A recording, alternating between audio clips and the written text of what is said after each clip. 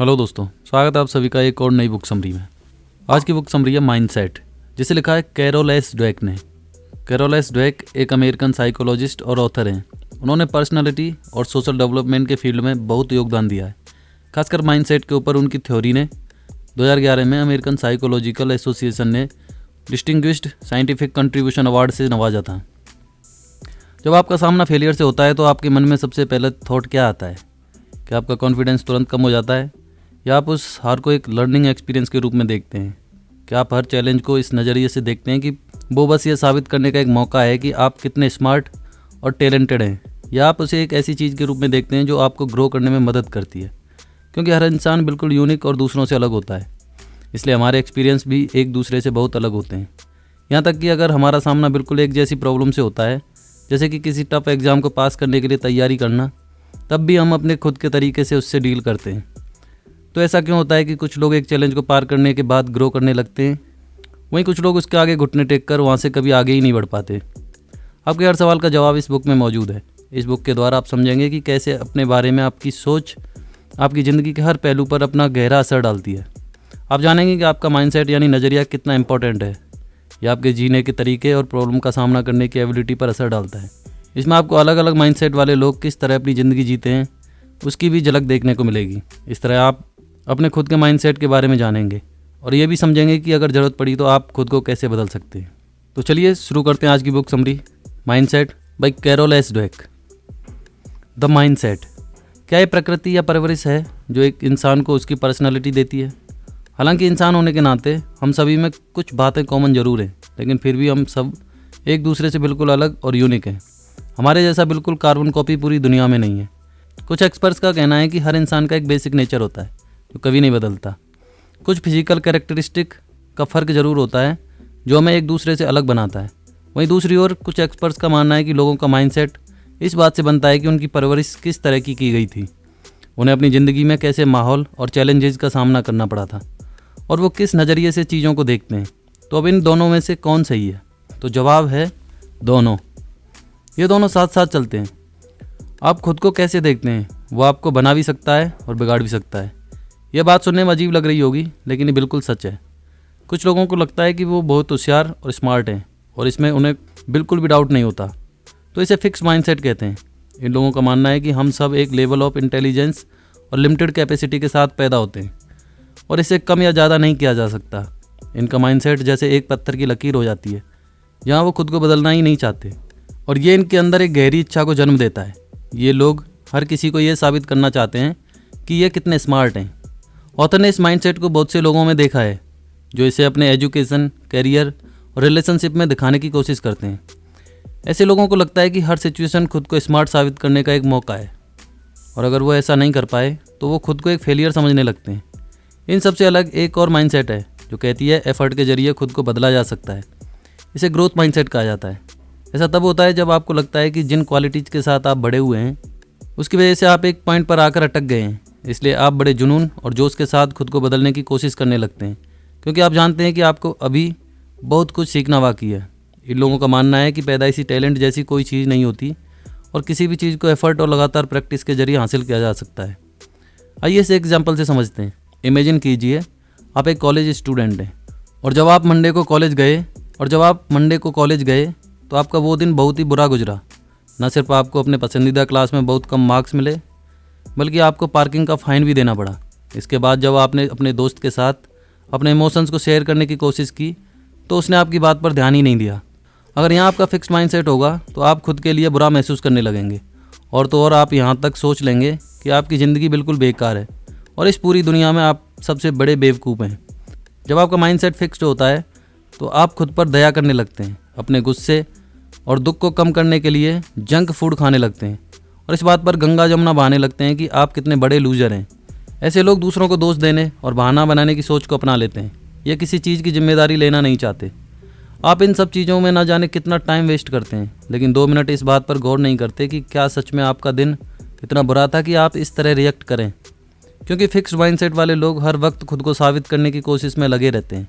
उन्हें लगता है कि छोटी सी भी गलती का मतलब है कि वो फेल हो गए हैं। उनके इमोशंस एक्सट्रीम होते हैं, उन्हें बीच का रास्ता दिखाई नहीं देता। अगर वो पहली कोशिश में कामयाब नहीं होते तो वो बस मान लेते हैं कि उनके पास वो स्किल और टैलेंट ही नहीं है और उन्हें अब कोशिश करना बंद कर देना चाहिए। अब इसी सिचुएशन को ग्रोथ माइंडसेट में इमेजिन करें। अब खुद को बुद्धू कहने की बजाय आपके साथ हुई हर घटना को आप एनालाइज करने लगते हैं। आपको लगता है कि शायद आपको पढ़ने की अलग टेक्निक यूज करनी चाहिए, गाड़ी को पार्किंग जोन में पार्क करना चाहिए और सोचना चाहिए कि शायद आपका दोस्त खुद उस वक्त परेशान होगा इसलिए आपकी बात पर ध्यान नहीं दे पाया। भले ही आपको बुरा लग रहा हो कि आपका दिन कितना ख़राब था, आप हर चीज़ को एक अलग नज़रिए से देखकर उसे डील करने की कोशिश करते हैं। क्या आप फ़र्क देख पा रहे हैं? ये हमें कितने नेगेटिव इमोशन से बचाता है। नेक्स्ट चैप्टर है इनसाइड द माइंडसेट्स। जब आपका माइंडसेट फिक्स्ड होता है तो आप एफर्ट को एक बुरी चीज़ समझते हैं, क्योंकि आपकी सोच फ्लेक्सिबल नहीं होती। तो आप बस मान लेते हैं कि या तो आप बहुत स्मार्ट हैं या बिल्कुल स्मार्ट नहीं हैं। लेकिन अगर आप ग्रोथ माइंडसेट वाले हैं तो आप समझते हैं कि एफर्ट करना ही आपको स्मार्ट बनाता है। इसमें आपका मकसद किसी को कुछ साबित करना नहीं होता, बल्कि आपका गोल होता है खुद को लगातार इम्प्रूव करते रहना। हालांकि ये माइंडसेट सिर्फ एक बिलीफ सिस्टम है, लेकिन ये बहुत पावरफुल होते हैं। कैरल ड्वेक ने हांगकांग यूनिवर्सिटी में एक एक्सपेरिमेंट करने का फैसला किया। इस यूनिवर्सिटी में पढ़ाने के लिए इंग्लिश लैंग्वेज का इस्तेमाल किया जाता है। जाहिर सी बात है कि वहाँ कुछ स्टूडेंट ऐसे भी थे जो इस लैंग्वेज को अच्छे से नहीं समझते थे। जब उन्हें एक सर्वे में पूछा गया कि अगर उन्हें एक ऐसा कोर्स ऑफर किया जाए जो उनकी इंग्लिश लैंग्वेज की स्किल को बेहतर करेगा तो क्या वो उसे करना चाहेंगे। जिन स्टूडेंट्स ने हाँ में जवाब दिया उनका ग्रोथ माइंडसेट था। उनका मानना था कि आप कुछ सीख कर या खुद को बदल कर ज़्यादा स्मार्ट बना सकते हैं। वहीं दूसरी ओर जिन स्टूडेंट्स का फिक्स माइंडसेट था उन्हें उस कोर्स में बिल्कुल दिलचस्पी नहीं थी और उनका जवाब ना था। उनका मानना था कि हर इंसान की बुद्धिमानी का एक लेवल होता है और इसे बदलने के लिए कुछ नहीं किया जा सकता। जब ब्रेन वेव्स की बात आती है तब भी फिक्स्ड और ग्रोथ माइंडसेट के लोगों में अलग अलग पैटर्न देखा गया है। कैरल ने कोलंबिया की लेबोरेटरी में कुछ लोगों के ब्रेन वेव्स को स्टडी किया और ये समझने की कोशिश की कि वेव्स किस पॉइंट पर बढ़ते हैं या उसमें कुछ बदलाव आता है। उनकी टीम ने कुछ पार्टिसिपेंट से सवाल पूछे और उनकी वेव्स को तब मेजर किया जब उन्हें यह बताया जाता था कि उनका जवाब सही था या गलत। जिन लोगों का फिक्स माइंडसेट था उनके ब्रेन वेव्स में तभी कोई हलचल दिखाई दी जब उन्हें जवाब बताया जाता था। दूसरे शब्दों में वो लेबोरेटरी में मौजूद लोगों को साबित करना चाहते थे कि वो कितने स्मार्ट और बुद्धिमानी थे। लेकिन जब उन्हें कोई इन्फॉर्मेशन दी जाती जिससे वो कुछ सीख सकते थे तब उनके वेव्स ने कोई इंटरेस्ट नहीं दिखाया। यानी जब उन्होंने गलत जवाब दिया तो उन्होंने सही जवाब से कुछ सीखने की कोशिश नहीं की। जब ग्रोथ माइंडसेट वालों को स्टडी किया गया तो टीम ने यह देखा कि जब उन्हें कोई इन्फॉर्मेशन दी जाती तो उनमें उसे जानने की दिलचस्पी जाग उठती थी। वो स्टूडेंट जानते थे कि सीखने से उन्हें आगे बढ़ने और ग्रो करने में मदद मिलेगी, क्योंकि फिक्स माइंडसेट वाले चुनौतियों का सामना करने से कतराते हैं। वो हमेशा अपने कंफर्ट जोन में रहना चाहते हैं और अपना कॉन्फिडेंस उन चीज़ों के जरिए बढ़ाते हैं जिन्हें वो आसानी से और अच्छे से कर सकते हैं। वो खुद को सबसे ऊपर और बेस्ट समझते हैं क्योंकि उन्हें लगता है कि उनके पास जो नॉलेज और टैलेंट है उसके ऊपर कुछ सीखने की गुंजाइश ही नहीं है और वो सब कुछ पहले से ही जानते हैं। लेकिन अगर वो इसे भी इम्प्रूव कर अपने फुल पोटेंशियल तक पहुंच जाते तो क्या होगा?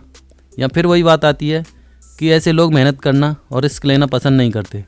इनकी सोच होती है कि अगर आपको किसी चीज़ में एफर्ट लगाने की ज़रूरत है तो इसका मतलब है कि आप उस चीज़ में अच्छे नहीं हैं, तो उसे बेकार में ट्राई करने का क्या मतलब। उनकी सुई इस बात पर अटकी रहती है कि या तो उनके पास पूरी स्किल है या बिल्कुल भी नहीं है। लेकिन अगर आपने सीखने से इनकार कर दिया तो आप इम्प्रूव कैसे करेंगे?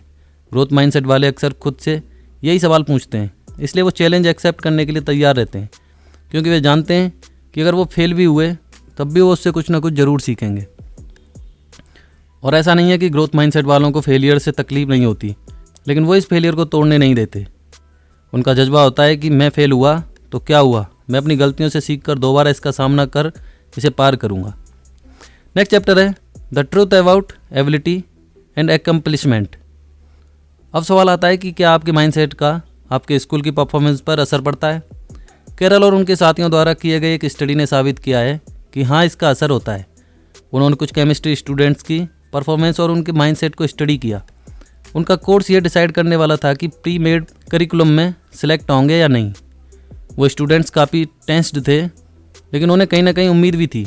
जब स्टूडेंट्स क्लास अटेंड करते थे तो रिसर्च करने वालों ने उनके पढ़ने की स्ट्रेटजी और उनके माइंडसेट को नोट करना शुरू किया। उन्होंने देखा कि ग्रोथ माइंडसेट वाले स्टूडेंट्स को अच्छे मार्क्स मिले थे। जब उन्हें किसी टेस्ट में कम मार्क्स मिलते थे तो वो ज़्यादा मेहनत कर दोबारा टेस्ट के लिए तैयारी करते। वहीं फिक्स्ड माइंडसेट वाले स्टूडेंट्स का अगर एक एग्ज़ाम ख़राब हो जाता तो वो बाकी बचे हुए एग्ज़ाम में भी अच्छा परफॉर्म नहीं करते थे। फिक्स्ड माइंडसेट वालों के पढ़ने की स्ट्रेटजी कुछ इस तरह है, वो अपनी किताबें और नोट्स पढ़ते हैं। अगर उन्हें कोई कंसेप्ट समझ नहीं आता तो वो उसे समझने की कोशिश नहीं करते बल्कि उसे रटने लगते हैं। अब अगर उन्हें कम मार्क्स मिलते हैं तो वो मान लेते हैं कि उनका डॉक्टर बनने का सपना वहीं ख़त्म हो गया है। वो इस बात पर अड़े रहते हैं कि उनसे जितना हो सकता था उन्होंने किया और मेहनत करने से कुछ नहीं होता। वहीं ग्रोथ माइंडसेट वाले स्टूडेंट्स ने सिर्फ एग्ज़ाम पास करने के लिए पढ़ाई नहीं की बल्कि उन्होंने उस कोर्स को समझने की कोशिश की। वो कंसेप्ट को समझते हैं, उसे अंधाधुंध रट्टा नहीं मारते। जब उन्हें कम मार्क्स मिलते तो वो उसे एक मोटिवेशन के रूप में लेकर और मेहनत से पढ़ते थे। यह एक और प्रूफ है कि सही माइंडसेट और सही टीचिंग के जरिए कोई भी एक्स्ट्रा ऑर्डिनरी परफॉर्मेंस दे सकता है। लॉस एंजल्स में गारफील्ड हाई स्कूल सबसे ख़राब स्कूल था। वहाँ के टीचर्स और स्टूडेंट्स दोनों में ही जोश और मोटिवेशन की कमी थी। लेकिन वहाँ ग्रोथ माइंडसेट वाले ऐसे 2 खास टीचर थे जिन्होंने सोचा कि वहाँ के स्टूडेंट्स कॉलेज लेवल का कैलकुलस सीख सकते थे। उन दोनों टीचर्स के नाम थे जेमी स्क्लेनेट और बेंजामिन जिमेनेज। उन्होंने बच्चों को सिर्फ कैलकुलस पढ़ाया ही नहीं बल्कि उन्हें मैथ्स में नेशनल चार्ट पर सबसे टॉप पर पहुंचाया भी। अपने ग्रोथ माइंडसेट के कारण जेमी और बेंजामिन ने बच्चों को पढ़ने के लिए मोटिवेट किया। उन्होंने उनसे कहा कि वो खुद को एक फेलियर ना समझें और मेहनत हमें कुछ भी अचीव करने के लायक बना देती है।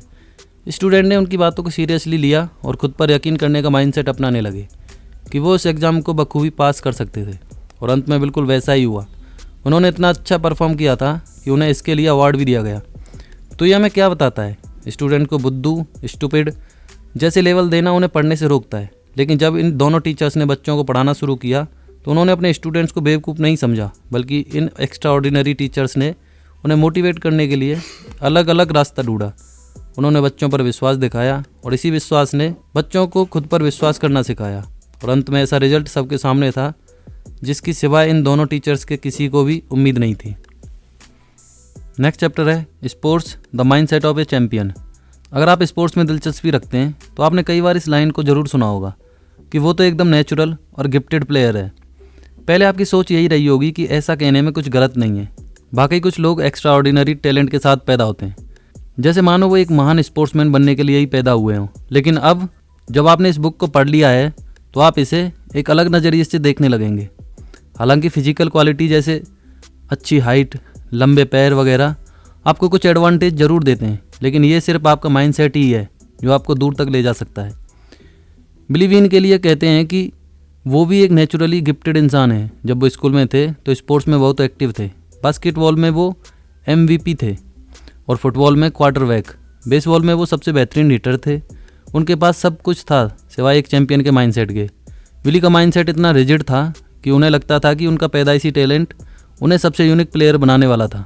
लेकिन जैसे जैसे वो माइनर लीग से मेजर लीग की ओर बढ़ने लगे वो खुद पर कंट्रोल खोने लगे। जब भी उनसे कोई गलती होती तो उन्हें बहुत गुस्सा आने लगता और वो उस स्ट्रेस को हैंडल नहीं कर पाते थे। वे लोगों पर अपना गुस्सा उतारने लगे थे। वो अपने फिक्स्ड माइंडसेट में इतने उलझ गए कि अपनी प्रॉब्लम को सॉल्व ही नहीं कर पाए। वो भी यही सोचने लगे कि अगर उनसे गलती होती है तो इसका मतलब है कि वो नेचुरली गिफ्टेड नहीं है। उनका मानना था कि एफर्ट और प्रैक्टिस सिर्फ उन लोगों के लिए है जो कभी बेस्ट हो ही नहीं सकते। दुर्भाग्य से यही माइंडसेट उनकी हार और डाउनफॉल का कारण बन गया। बीन एक उम्दा बेसबॉल प्लेयर तो नहीं बन पाए, इसके बजाय वो एक मेजर लीग में एग्जीक्यूटिव बन गए। इसी काम के दौरान उन्हें एहसास हुआ कि उनमें कितना बड़ा दोस्त था और वो था उनका फिक्स्ड माइंडसेट।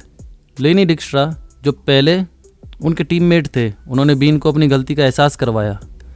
लेनी किसी नेचुरल गिफ्ट के साथ पैदा नहीं हुए थे, बल्कि अगर उनकी तुलना बीन से की जाए तो बीन आसानी से उन्हें पछाड़ सकते थे। लेकिन बीन ने देखा कि लेनी का माइंडसेट एक चैंपियन जैसा था। उन्होंने कभी भी फेलियर को हार के रूप में नहीं देखा, बल्कि एक मौके की तरह देखा जिससे वो कितना कुछ सीख सकते थे। लेनी अपने प्लेयर को एक सिग्नल की तरह देखते थे, जिसका मतलब था उन्हें और मेहनत करने की ज़रूरत थी। तब जाकर बीन को एहसास हुआ कि चाहे आप में कितना भी नेचुरल टैलेंट हो, अगर आपका माइंडसेट गलत है तो आप कभी एक चैंपियन नहीं बन सकते। एक और जाने माने एथलीट हैं जिनका फिक्स्ड माइंडसेट था। उनका नाम पेड्रो मार्टिनेज था। वो बोस्टन रेड सॉक्स के सबसे कमाल के पिचर थे और बिल्कुल बीन की तरह वो हर बार बस जीतना चाहते थे। मार्टिनेज और उनकी टीम ने न्यूयॉर्क यंकीज को हराने की ठान ली थी। वो बस किसी भी कीमत पर जीतना चाहते थे। बोस्टन रेड सॉक्स ने पिछले 85 सालों से वर्ल्ड सीरीज नहीं जीती थी और उन्हें पक्का यकीन था कि टीम में मार्टिनेज के होने की वजह से वो इस हार के सिलसिले को ख़त्म कर जरूर जीतेंगे। लेकिन मैच के दौरान मार्टिनेज ने न सिर्फ ये दिखाया कि उनका माइंडसेट एक चैंपियन का बिल्कुल नहीं था, बल्कि ये भी जाहिर कर दिया कि उनमें कोई स्पोर्ट्समैन स्पिरिट नहीं थी। जब यंकीज जीत रहे थे तो उन्हें गुस्सा आने लगा, इतना ही नहीं, उन्हें बैटर को जोर से बॉल मारा, दूसरे प्लेयर को मारने की धमकी दी और यंकीज के 72 साल के कोच डॉन जिमर के साथ बहस भी करने लगे। मार्टिनेज को फेलियर हैंडल करना ही नहीं आता था और सबसे बड़ी बात, उन्होंने अपनी गलतियों से सीखने की कोशिश नहीं की, जिसका नतीजा ये हुआ कि रेड सॉक्स बुरी तरह मैच हार गए। आइए अब हम न्यूयॉर्क के यंकीज के बारे में बात करते हैं। कई लोग इस टीम को पसंद नहीं करते थे, लेकिन फिर भी बहुत सारे प्लेयर्स इस बात से सहमत थे कि इस टीम में बहुत अच्छी स्पोर्ट्समैन स्पिरिट थी। जब 9/11 वर्ल्ड ट्रेड सेंटर का वो दर्दनाक हादसा हुआ तो न्यूयॉर्क के लोग शोक में डूब गए थे और उन्हें उम्मीद की ज़रूरत थी। हालांकि न्यूयॉर्क यंकीज पर भी इसका गहरा असर हुआ था, लेकिन उन्होंने अपनी हिम्मत को जुटाया और एक के बाद एक गेम जीतते चले गए। अंत में उन्होंने वर्ल्ड सीरीज में अपनी जगह बनाई, जिसने हर न्यूयॉर्कर के दिल में जोश भर दिया था। इतने बुरे वक्त में जब इंसान की हिम्मत पूरी तरह टूट जाती है, यंकीज ने तब भी अपना जज्बा बनाए रखा।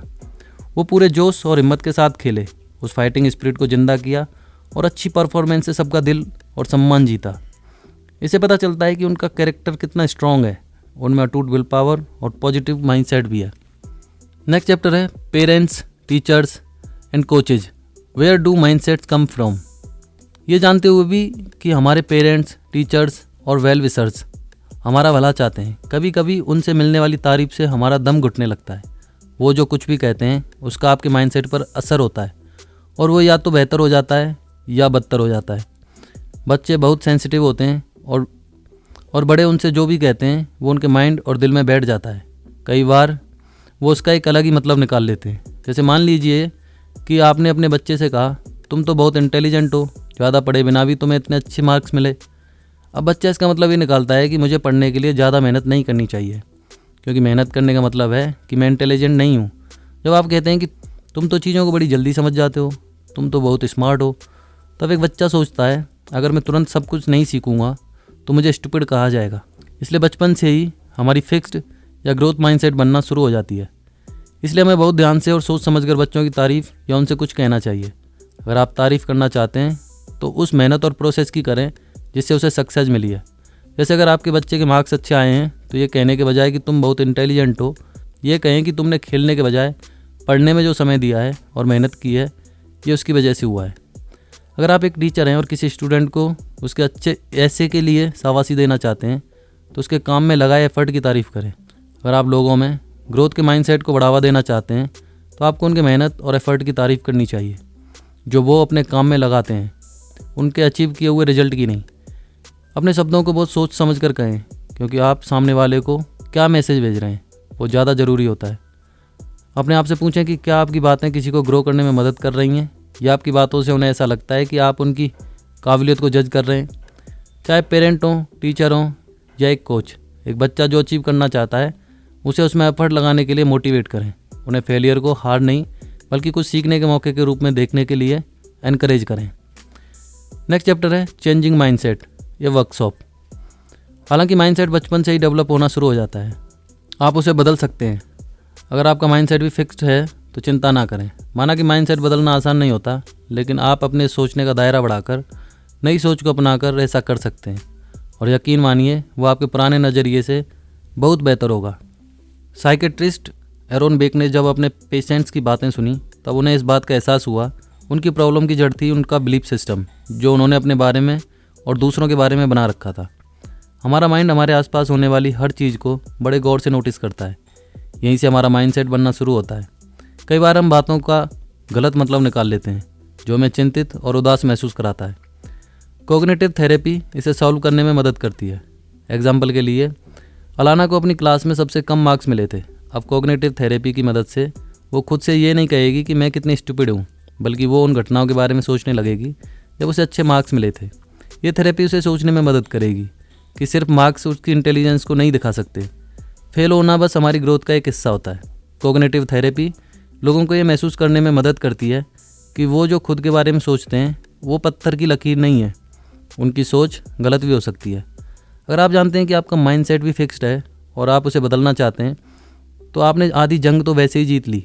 इस बात को समझें कि इतनी आसानी से आपका माइंडसेट बदलने वाला नहीं है, क्योंकि आप उसी सोच के साथ पले बड़े हैं और अब तक आपको लगता था कि ज़िंदगी को देखने का बस यही एक नज़रिया होता है। अगली बार जब आपका सामना फेलियर से हो तो इस बात पर ध्यान दें कि किस तरह के थॉट आपके दिमाग में चल रहे थे। इस बात को याद रखें कि आपने खुद से क्या क्या कहा और उसने आपको कैसा महसूस करवाया। उसके बाद ये देखने की कोशिश करें कि एक ग्रोथ माइंडसेट वाला इंसान उसे किस नज़रिए से देखता। सही मायने में अपनी सोच को बदलने में थोड़ा वक्त ज़रूर लगेगा, लेकिन इस उम्मीद को बनाए रखें कि बहुत जल्द आप खुद को आज़ाद महसूस करेंगे और बाद में ऑटोमेटिकली बिना एफर्ट लगाए आपकी सोच पॉजिटिव दिशा में जाने लगेगी। तो क्या सोच रहे हैं? ग्रोथ माइंडसेट को अपनाने में अब भी देर नहीं हुई है। हर सुबह बदलाव के लिए एक नया मौका लेकर आती है। तो इसी के साथ इस बुक का कंक्लूजन देख लेते हैं। तो आपने इस बुक में 2 तरह के माइंडसेट के बारे में सीखा, जो है फिक्स माइंडसेट और ग्रोथ माइंडसेट। जब आपका माइंडसेट फिक्स्ड होता है तो आप सोचते हैं कि आपके स्किल और टैलेंट को बदला या बेहतर नहीं किया जा सकता। यही कारण है कि आप सिर्फ 2 तरह के रिजल्ट के बारे में सोचते हैं कि या तो आपके पास नेचुरल टैलेंट है या बिल्कुल भी टैलेंट नहीं है। आपकी सोच हार या जीत तक ही सीमित रह जाती है और आप ग्रोथ के बारे में सोच ही नहीं पाते।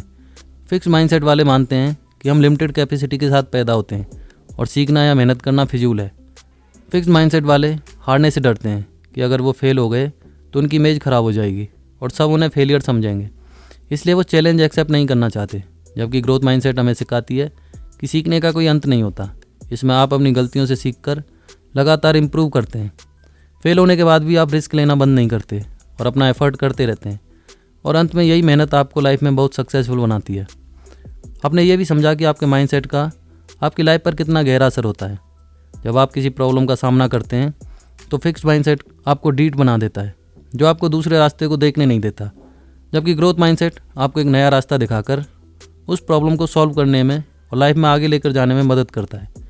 फिक्स्ड माइंडसेट आपको महसूस कराता है कि आप में कुछ कमी है, जबकि ग्रोथ माइंडसेट आपको महसूस कराता है कि हमारा गोल परफेक्ट बनना नहीं है, बल्कि एक ऐसा इंसान बनना है जो हर रोज़ इम्प्रूव करके खुद को आगे ले जाना चाहता है।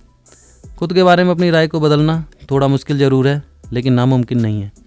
अपने खुद के विचारों को आपको पीछे पकड़कर रखने ना दें और कभी सीखना और कोशिश करना बंद ना करें, क्योंकि जिस दिन आपने मान लिया कि आपको सब कुछ आता है और आपको कुछ सीखने की ज़रूरत नहीं है, असल में आपकी असली हार उसी दिन होगी।